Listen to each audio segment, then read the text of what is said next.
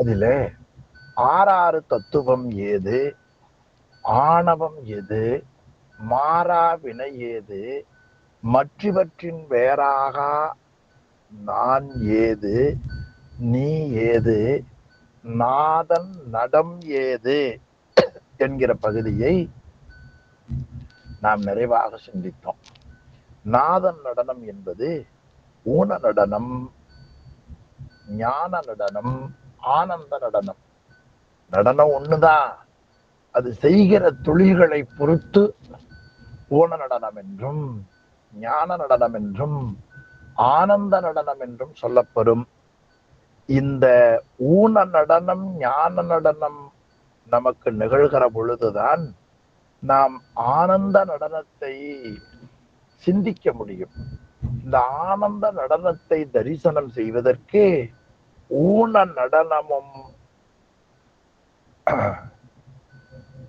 ஞான நடனமும் அடிப்படையாக அமைந்திருக்கின்றன. அந்த நடனத்தை கண்டால் நமக்கு என்ன பயன் என்றால், பேணுவார்க்கு உண்டோ பிறப்பு. எனவே பறையிடமா நின்று மிகு பஞ்சாக்கரத்தால் உரை உணர்வுக்கு எட்டாத ஒருவன். இந்த உரை உணர்வு என்பது பின்னால நாம நாலு நூல்களை வடிவா படிக்கிற பொழுது நாம் அதை உரை உணர்வாவது பாசஞானம் பசுஞானம் என்று சிந்திக்க இருக்கிறோம். அதற்கெல்லாம் எட்டாத ஒருவன் வரை மகள் தான் காணும்படியே கருணை உருக்கொண்டு ஆடல் செய்தான். அந்த ஆடலை யார் வெளிப்படுகிறார்களோ அவர்களுக்கு பிறப்பு இல்லை என்று அருமையா காட்டினார். இனி இதுவரை நாம் சிந்தித்தோம். அடுத்த பாடல்ல மாணாக்கர் அஞ்செழுத்தை பற்றி முன்னமே அவருடைய நடனத்துல அஞ்செழுத்து வடிவமாக நடனமாடுகிறான் இறைவன். நம சிவாய சிவாய நம என்று பார்த்தோம். அந்த அஞ்செழுத்தை பற்றி விளக்கமாக கேட்கிறார். ஆமா, அது அருமையா தலை போட்டாங்க பாருங்க. மாணாக்கன் ஐந்தெழுத்தின் உண்மையை அருளுமாறு வேண்டல். அந்த அஞ்செழுத்திலே சொல்லப்படுகிற அந்த உண்மை பொருளை நீங்கள் புரியும்படியாக சொல்ல வேண்டும் என்று ஆசிரியரிடத்தில விண்ணப்பம் செய்கிறார். 39வது திருப்பாடல் இதான் நீ சிந்திக்க வேண்டும். நாதாந்த நாடகத்தை நன்றா அருள் செய்தீர், ஓதீர் எழுத்தஞ்சும் உள்ளபடி தீதரவே அஞ்செழுத்து ஈதாயில் அழியும் எழுத்தாய் விடுமோ, தஞ்ச அருட்குருவே சாற்று. ரொம்ப அருமையான தொடர்ங்க கடைசியா சொன்னது. இந்த குருநாதர் ஒரு பேர் வைத்தார், அருள் குரு. சைவத்துல அருள் என்பது சக்தியை குறிப்பது. அருள் சக்தியை குறிப்பது. அந்த அருள் நமக்கு குருவாக வரும். அதை அருள் உரு நிலை, அருள் அது நிலை என்று பின்னால உமாபதி சிவம் திருவருட்பயன் படிக்கிற பொழுது நாம் உணரலாம். அருள் அது நிலை, அது திருவருள் நிலை. அருள் உரு நிலை, அந்த அருளே குருவாக வருவது, அதுதான் அருள் குருவே. ஆக இறைவனுடைய அருளாற்றலே நமக்கு என்னவாக வரும்? குருவாக வரும். அப்படி அருளே குருவாக வந்த குருநாதா, நீங்கள் எனக்கு சாற்று சொல்லுவீர்களாக. அதுல ஒரு சொல்லு போட்டார் பாருங்க, தஞ்ச அருட்குருவே. தஞ்சம்னா எளிவந்த அருட்குருவே என்று உரையாசிரியர் எழுதியிருப்பார். எந்த விதமான எதிர்பார்ப்பும் எதிர்பார்க்காமல் நாம் ஆட்கொள்ளக்கூடிய மாணவன் நன்மை அடைய வேண்டும் என்று வருதலுக்கு தஞ்ச அருட்குரு, எளிவந்த அருட்குரு. சிவபெருமான் எளிவந்த கருணையாளன் இல்லையா? தஞ்ச அருட்குருவே சாற்று. எனவே அடியேனாகிய எனக்கு எளிமையாக நன்மையை அருள் செய்யும் ஞான குருவே, நாதாந்த நாடகத்தை நன்றா அருள் செய்தீர். நாதம் கூட்டல் அந்தம், நாதாந்தம். நாதம் அந்தம். நாதாந்தமாவது 36 தத்துவங்களையும் கடந்த ஞான பெருவெளி. அந்த வெளிக்கு ஞான பெருவெளின்னு பேர். 36 தத்துவம் நமக்கு தெரியும். ஆன்ம தத்துவம் 24, வித்யா தத்துவம் 7, சிவ தத்துவம் 5 ஆக 36 தத்துவங்களையும் கடந்து இறைவன் ஆடுகிற நடனத்திற்கு நாதாந்த நடனம் என்று பெயர். அந்த நாதாந்த நடனத்தை நன்றாக அருள் செய்தீர். அடியேனுக்கு புரியும்படியாக குண நடனம் என்றும் ஞான நடனம் என்றும் ஆனந்த நடனம் என்றும் தாங்கள் எனக்கு அருள் செய்தீர்கள். இனி ஓதீர் எழுத்தஞ்சும் உள்ளபடி இனி திருவைந்தெழுத்தை பற்றியும் நீங்கள் தெளிவாக சொல்ல வேண்டும். நடனத்தை கூறிய தாங்களே அஞ்செழுத்தை பற்றிய விளக்கத்தையும் சொல்ல வேண்டும் என்று கேட்கிறார். மேலும் ஒரு ஐயன் சொல்லுகிறார், தீதறவே அஞ்செழுத்து ஈதாகில். தீது அறவே அஞ்செழுத்து ஈதாகில். நல்லா சொல்லுங்க, அந்த சொல்ல மட்டும் பாருங்க. தீதறவே அஞ்செழுத்து ஈதாகில். உயிர்களுக்கு உள்ள மலத்தின் தீமையை முழுமையாக நீக்கக்கூடிய அஞ்செழுத்து இவை. நீங்க அஞ்செழுத்துன்னு என்ன நினைக்கிறீங்க? ஆமா, தீதறவே. எதுக்கு தீது? உயிர்களுக்கு இருக்கக்கூடிய அறியாமையாகி ஆணவ மலம். அந்த ஆணவ மலத்தை முழுமையாக நீக்கக்கூடியது. அதுல சொன்னார், அறவே நீக்கும். அந்த அறவே நீக்கும் ஐந்தெழுத்து இவை. அப்போ அஞ்செழுத்து எதை செய்யும்னார்? உயிர்களுக்கு இருக்கக்கூடிய அறியாமையை நீக்கும். ஈதாகில் இந்த அஞ்செழுத்துக்கள் இவை. அப்ப அஞ்செழுத்தை பற்றி சொல்லுகிற பொழுதே நூலாசிரியர் அஞ்செழுத்து என்ன செய்யும்னு பலனையும் சொல்லுகிறார். அது என்ன செய்யும்? ஆன்மாக்களுக்கு இருக்கக்கூடிய அறியாமையாகிய ஆணவ மலத்தை நீக்கக்கூடிய ஆற்றலுடையது அஞ்செழுத்து. எனவே தீதரவே அஞ்செழுத்து ஈதாகில். அப்படி நீங்க இந்த அஞ்செழுத்து தீமையை போக்கும் என்று சொன்னால் இந்த ஐந்தெழுத்துக்கள் அழியும் எழுத்தாய் விடுமோ? இந்த எழுத்துக்கள் அழியும் எழுத்தாய் விடுமோ என்றால் இந்த அஞ்செழுத்து அழிந்து விடுமா என்று ஐயம். அதற்கு உரிய நிலையில அடுத்த பாடல்ல அதை விளக்கமா காட்டுகிறார். இதுல நாம சிந்திக்க வேண்டியது கடைசி தொடர் பாருங்க. தஞ்ச அருட்குருவே. அது தஞ்சம் என்ற சொல் இருக்கிறதே, அது எளிமை என்கிற பொருள்ல வரும் என்று தொல்காப்பியத்துல காட்டுவதை உரையாசிரியர் காட்டியிருக்கிறார். தொல்காப்பிய சொல்லதிகாரத்தில் தஞ்ச கிளவி எண்மை பொருட்டே என்று ஒரு தொடர். தஞ்ச கிளவி எண்மை பொருட்டே. அப்ப எண்மையாவது எளிமை.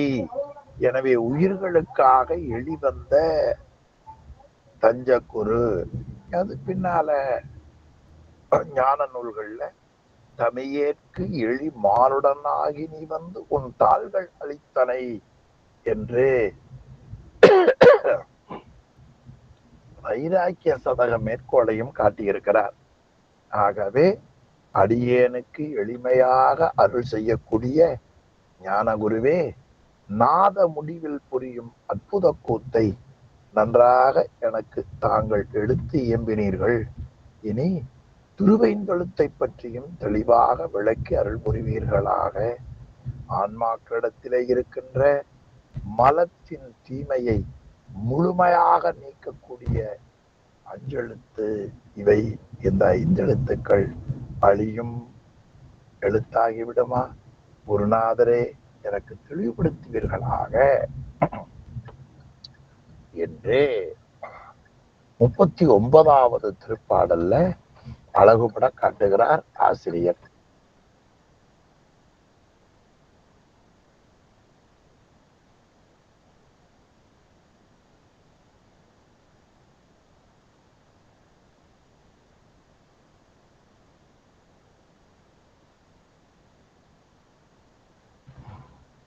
என்று இதுல காட்டுகிறார். இனி அடுத்த பாடல்ல திருவைந்தெழுத்தின் அழியாத்தன்மை அதை காட்டுகிறார். உற்ற குறி அழியும் ஓதுங்கால் பாடைகளில் சற்றும் பொருள்தான் சலியாது, மற்ற அதுகேள் சிவன் அருள் ஆவி எழிலார் திரோதமாம் திரோதமலம் ஆசில் எழுத்து அஞ்சின் அடைவாம். 2 செய்தியை இந்த வெண்பா மூலம் காட்டுகிறார். ஒன்று, உயிர்களுக்கு இருக்கக்கூடிய அறியாமையை நீக்கக்கூடிய அஞ்செழுத்துக்கள் இவை என்று தாங்கள் எனக்கு கூறினால், இந்த அஞ்செழுத்துக்கள் அழியும் எழுத்தாகி விடுமோ? இது மாணவனுடைய ஐயம். அதுக்கு பதில் சொல்லுகிறார், இந்த எழுத்து அழியாதது. இனி அந்த அஞ்செழுத்துல இருக்கிற ஒரு எழுத்தும் எதை குறிப்பது என்பதை சொல்லுகிறார். முதல் பகுதி பாருங்க. உற்ற குறியழியும் ஓதுங்கால் பாடைகளில் சற்றும் பொருள்தான் சலியாது. ஆக மொழிகளுடைய இயல்பை ஆராய்ந்து பார்க்கிற பொழுது பொருந்திய எழுத்துக்களிலே அடையாளங்கள் அறியும் பொருள்தான் சற்றும் கெடாது. அடையாளம் அடையுமே தவிர என்ன கெடாது? பொருள் கெடாது. ஆக ஓதுங்கால் நீ அஞ்செழுத்தை அப்படி சொல்லுகிற பொழுது பாடைகளில் குறியழியும், பொருள் அழியாது. குறி என்பது வெளிப்படுவதற்குரிய இடம். ஆனா பொருள் என்பது அந்த வெளிப்படுவதற்கு உள்ளாக இருக்கிற பொருள். அது ஒருபோதும் மாறாது என்று ஆசிரியருக்கு அழிந்து போகுமா என்ற ஐயம் மாணவனுக்கு வரக்கூடாது என்பதை தெளிவுபடுத்துகிறார். ஆமா, ஆக பாடை என்பது பாஷைன்னு பேர். வடமொழியில தமிழ் பாஷை, வடமொழி பாஷை. பாஷை என்பது பாடை என்று வரும். நீங்க பாடைனா வேற மாதிரி பொருள் கொள்ளாதீங்க. பாசை பாடை என்று பொருள்.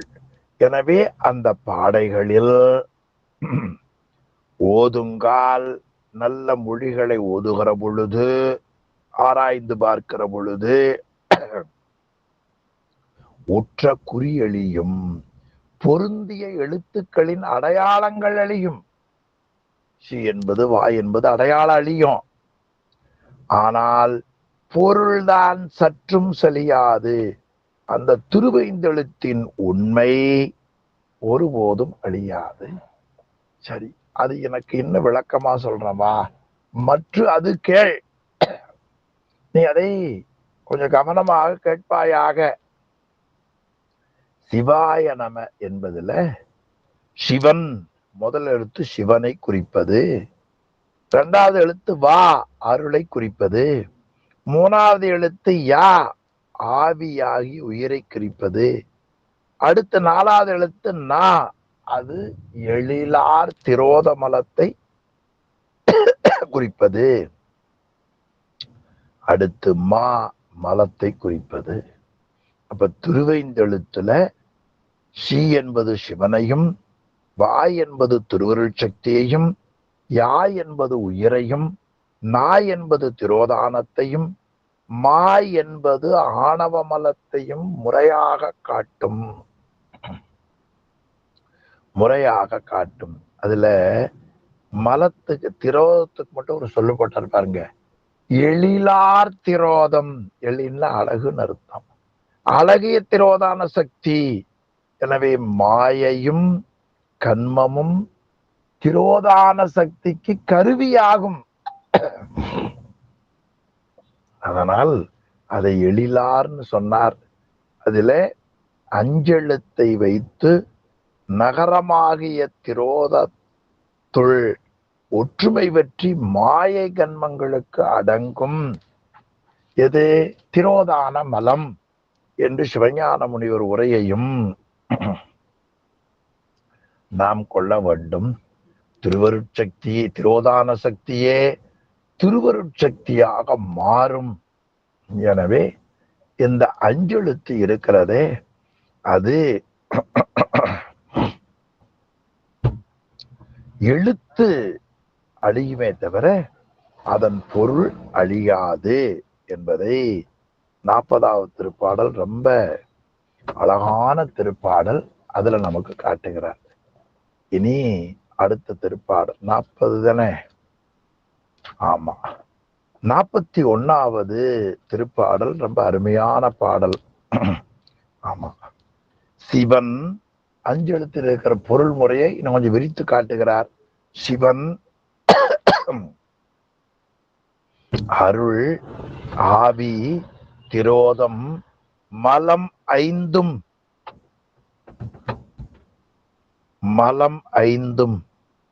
நின்று. ஆமா, மலம் ஐந்தும் 41வது பாட்டு கிடைச்சது இல்ல?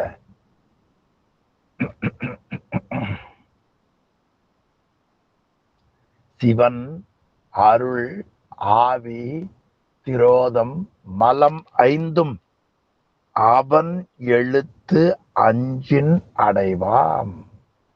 சி என்பது சிவனை குறிப்பது, வா என்பது அருளை குறிப்பது, யா என்பது ஆவியை குறிப்பது, நா என்பது திரோதத்தை குறிப்பது, மா என்பது மலத்தை குறிப்பது. தேவைப்பட்ட நீங்க என்ன பண்ணிக்கலாம், சிவன்கிற இடத்துல சி, ஆளுங்கிற இடத்துல வா, ஆவிங்கிற இடத்துல யா, திரோதங்களத்துல நா, மலம்ங்கிற இடத்துல மா, அப்படி போட்டு நீங்க உரை செய்து கொள்ளலாம். சிவன் சி, அருள் வா, யா ஆவி, நா திரோதம், மா மலம் ஐந்தும் அவன் எழுத்து அஞ்சின் அடைவாம். அவன் எழுத்து அஞ்சின் அடைவு. மேலும் அவன் எழுத்து அஞ்சின் அடைவு இவன் நின்று. ஆமா, இவன் நின்று நாம் முதலா ஓதில் அருள் நாடாது. நாடும் அருள் சி முதலா ஓது நீ சென்று. இந்த அஞ்செழுத்தை எந்த முறையில் ஓத வேண்டும் என்றும் காட்டுகிறார். அஞ்செழுத்து என்பது நமச்சிவாய, சிவாய நம, சிவய சிவ, சிவ ஷி என்று 5 பொறிவா திருமூலர் காட்டுகிறார். அது தூல பஞ்சாக்கரம், சூக்கம் பஞ்சாக்கரம், அதிசூக்கம் பஞ்சாக்கரம், காரண பஞ்சாக்கரம், மகா காரண பஞ்சாக்கரம். ஆமா, தூல 5 எழுத்து, சூக்கும் 5 எழுத்து, ஆமா அதிசூக்கும் 5 எழுத்து, காரண 5 எழுத்து, மகா காரண 5 எழுத்து. இதுல நாம் முதலா ஓதினால் உலகியல் இன்பங்களை முறையாக நாம் அனுபவிக்கலாம். சி முதலாக ஓதினால் நமக்கு இறைவனுடைய திருவருள் நேரடியாக கூடும். அத நாம் முதலா ஓதின் அருள் நாடாதே. அப்ப நீ எதன் வழியா ஓத வேண்டும்? சி முதலாக ஓது. நீ சிவாய நம என்று ஓது. 5 எழுத்து 2 நமக்கு உண்டு. நமச்சிவாய வாழ்க, நாதன் தாழ் வாழ்க, நமச்சிவாயவே ஞானமும் கல்வியும்,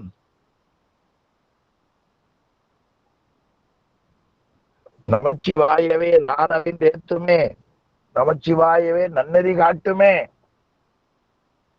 என்று முதல்ல. அடுத்தது, நானேயோ தவம் செய்தேன் சிவாய நம என பெற்றேன். மாணிக்கவாசரை பாடிட்டாரு இல்லையா? இது ஒரு படிநிலை. அந்த ரெண்டையும் இந்த 41வது பாடல்ல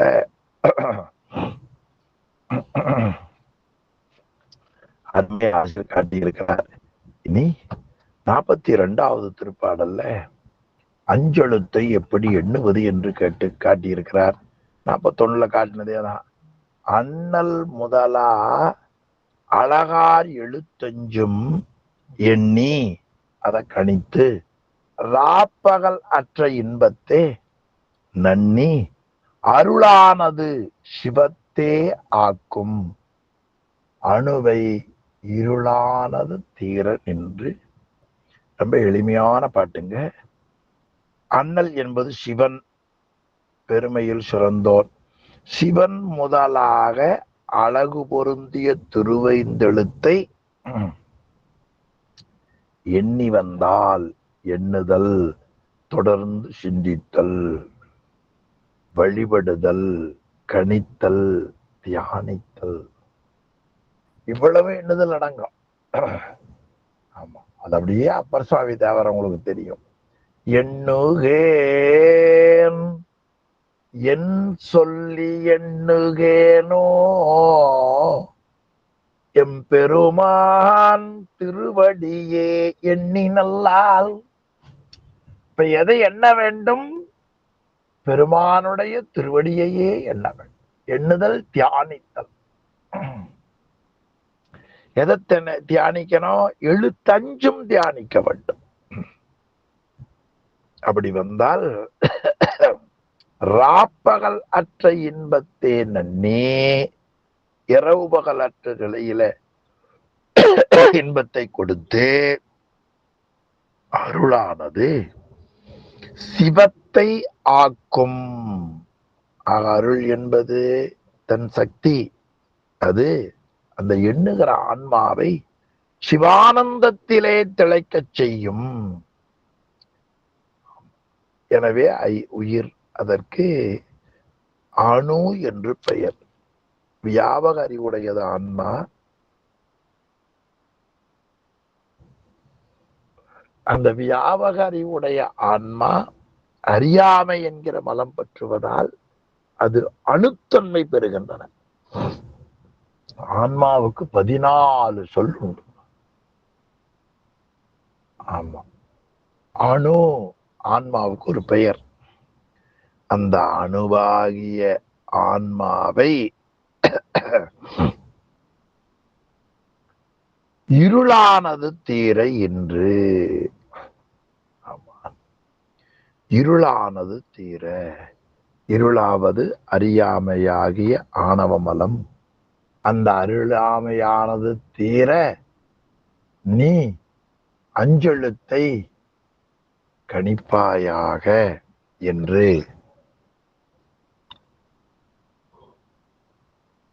42வது பாடல். கீழே பார்த்தா அணு ஆன்மா, ஆணவத்தால் அறிவை அணுத்தன்மை ஆக்குவதால் ஆன்மாவிற்கு அணு என்று பெயர் என்று உரையாசிரியர் காட்டியிருப்பார். இந்த ராப்பகல் அற்ற இடத்தை திருவுந்தியார், திருமூலர், கந்தர் அலங்காரம், கந்தர கலிவெண்பா ஆகியவற்றிலே அதனதனாசிரியர்கள் கூறியிருப்பதை நீங்கள் தமிழிலே பார்க்கலாம் என்று மேற்கோளாக ஆசிரியர் பெருமான் அருமையா காட்டுகிறார். இனி அஞ்செழுத்து ஓதும் முறை, அஞ்செழுத்தின் உயர்வு என்ற 2 பகுதி இருக்கின்றன. அதில அஞ்செழுத்து ஓதும் முறை என்பது நமசிவாய என்பதுல நாம் முதலா ஓதினால் மும்மலம் தீர்வாகாது. எனவே நீ விதிப்படி சி முதலா ஓது. இந்த கருத்தை 43வது பாட்டு. ஆதி மலம் இரண்டும் ஆதியா ஓதினால் சேதியா மும்மலமும் தீர்வாக. ஆதின்னு ஒண்ணு, மலம்னு ஒண்ணு எல்லாம் ஞாபகம் வச்சுக்கணும். ஆதி மலம்னு சேர்த்து உரை பண்ண வேண்டாம். ஆதி என்பது ஒண்ணு, முடிஞ்ச ஒரு நெடுங்கோடு போட்டுருங்க. ஆதி கமா மலம் அப்படின்னா ஆதிசக்தி என்று சொல்லக்கூடிய திரோதான சக்தியை குறிக்கக்கூடிய நகரத்தையும் ஆணவ மலத்தை குறிக்கும் மகரத்தையும், அப்ப ஆதி திரோதான சக்தி, மலம் ஆணவ மலம். ஆதி திரோதான சக்தி, மலம் ஆணவ மலம், இந்த ரெண்டையும் முன்னாக வைத்து நீங்கள் கணிப்பீர்களே ஆனால் ஆதியா ஓதினால் சேதியா மும்மலமும், சேதியா மும்மலமும். எனவே 3 மலங்களையும் நீங்கள் களைய முடியாது. அதற்கு பதிலாக என்ன செய்ய வேண்டும்?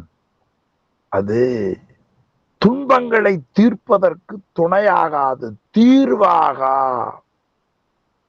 எனவே திருவைந்தெழுத்தை சிகரம் முதலாக மாற்றி முறைப்படி கணிப்பீர்களாக என்று காட்டுகிறார். அப்படி கணித்த ஆன்மாதான் நுகர்வதற்குரிய முறையிலே பேரின்பத்திலே அது திளைத்து வாழும். எனவே நாம் முதலா ஓதுவதை மாற்றி சி முதலா ஊண்டி வேண்டினால் அது பேரருளை, பெரிய இன்பத்தை நமக்கு கொடுக்கும் என்பதை இந்த திருப்பாடல்ல அழகுபட காட்டுகிறார். இனி ஒரே பாடல் பார்த்துருவோம். அஞ்செழுத்தே ஆகமம், அண்ணல் அருமறையும், அஞ்செழுத்தே ஆதி புராணம், அனைத்தும் அஞ்செழுத்தே ஆனந்த தாண்டவமும், ஆறாருக்கு அப்பாலும் மோனந்த மா முனியும் ஆம். மிக உயர்ந்த பாட்டுங்க. அஞ்செழுத்துக்கு சிறப்பு என்னன்னா, ஆகமம் அஞ்செழுத்தின் விரிவு. இறையருளால் தோன்றியது ஆகமங்கள், வேதங்கள். இப்ப வேதம் ஆகமம் அல்ல, எதனுடைய விளக்கம்? திருவைந்தெழுத்தின் விளக்கம். எனவே அருமறையும் ஆகமமும் எதுல அடங்கும்? அண்ணல் அஞ்செழுத்தில அடங்கும். எனவே அஞ்செழுத்தின் விளக்கம்தான் அருமறையாக ஆகமமாக நாட்டிலே கடைபிடிக்கப்படுகிறது. நீ அடுத்து சொன்னார் அஞ்செழுத்தே ஆதி புராணம், முதன்மையான புராணங்கள் அனைத்தும் திருவைந்தெழுத்தை பற்றியதாகவே இருப்பதை நீங்கள் பார்க்கலாம். மேலும் அஞ்செழுத்தே ஆனந்த தாண்டவமுமாம். அந்த அஞ்செழுத்து இருக்கிறது, அதனுடைய நன்மை எது போலன்னர்? ஆறாருக்கும் அப்பாலாம் ஆனந்த நடனம் தத்துவங்களை கடந்த மௌனமாயிருக்கும். மோனம் மௌனம் அர்த்தம். மாமுத்தி ஆக உயிர்களுக்கு பேரின்ப வீட்டை தரக்கூடியவைகள் இந்த அஞ்செழுத்து என்பதை காட்டி நமசிவாய என்று ஓது நிறுத்திவிட்டு சிவாய நம என்று ஓத வேண்டும் என்று நமக்கு அருமையா காட்டுகிறார். ரொம்ப நல்ல பகுதி. அருள் நூலும் ஆரணமும் அல்லாது ஐந்தின் பொருள் நூல் தெரிய புகுன் என்று திருவருட்பயனிலேயும் அருமையான உரையை உரையாசிரியர் காட்டியிருக்கிறார் என்று சொல்லி இந்த அளவிலே இன்றைய வகுப்பை நிறைவு செய்வோம். சிவாய நம.